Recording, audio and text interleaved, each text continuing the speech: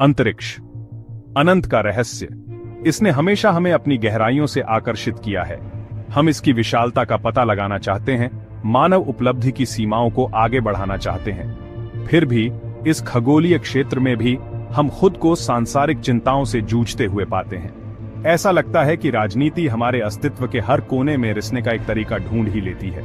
यह दो अंतरिक्ष यात्रियों सुनीता विलियम्स और बुच विल्मोर की कहानी है, जो राजनीतिक साजिश के जाल में फंस गए, जो ओवल ऑफिस से लेकर अंतरराष्ट्रीय अंतरिक्ष स्टेशन तक फैला हुआ था। कक्षा में उनके लंबे प्रवास ने विवादों को हवा दी है, राष्ट्रीय गौरव, राजनीतिक चालबाजी और हमारी ब्रह्मांडीय महत्वाकांक्षाओं की मानवीय कीमत के बारे में सवाल उठाए हैं। अंतरराष्ट्रीय अंतरिक्ष स्टेशन अंतरराष्ट्रीय सहयोग का प्रतीक इस नाटक के लिए अप्रत्याशित मंच बन गया है।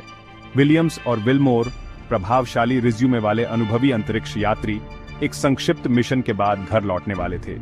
इसके बजाय उन्होंने खुद को मीडिया उन्माद के केंद्र में पाया। उनका भाग्य अधर में लटका हुआ था।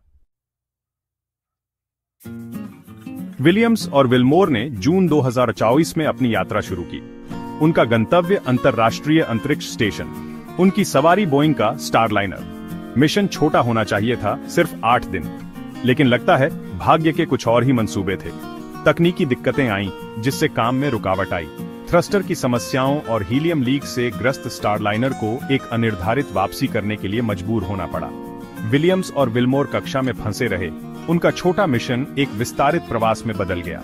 नासा एक समाधान की तलाश में ने घोषणा की कि अंतरिक्ष यात्री स्पेसएक्स के क्रू 9 ड्रैगन कैप्सूल पर वापस आएंगे। ये यान, जो सितंबर 2022 से ISS पर डॉक किया हुआ था, एक जीवन रेखा प्रदान करता था। हालांकि वापसी तत्काल नहीं होगी। आने वाले क्रू 10 के साथ हैंडओवर के बाद या 19 मार्च 2025 के लिए निर्धारित किया गया था। देरी ने लोगों को सोचने पर मजबूर कर दिया। जो एक सीधी सादी तार्किक चुनौती लग रही थी, वह जल्दी ही अटकलों की जन्मस्थली बन गई। राजनीतिक प्रेरणाओं की फुसफुसाहट शुरू हो गई। क्या यह समय और सुरक्षा का एक साधारण मामला था, या कुछ और था, कुछ सतह के नीचे छिपा था?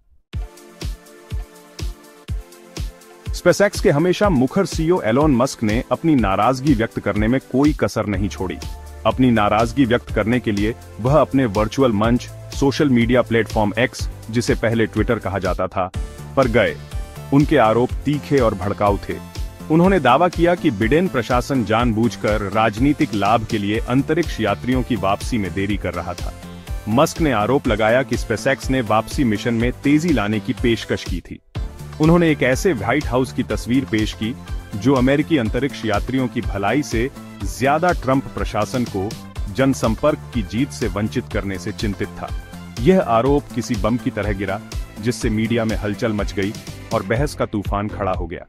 मस्क की सार्वजनिक घोषणाओं ने, जो उनके विशिष्ट साहस और तकनीकी प्रचार के मिश्रण के साथ की गई थीं, आग में घी डालने का काम किया।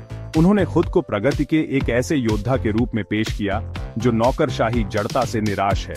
उनके शब्द उनके लाखों अनुयायियों के साथ प्रतिध्वनित हुए, जिनमें से कई ने उन्हें यथास्थिति को चुनौती देने वाले एक दूरदर्शी नेता के रूप में देखा।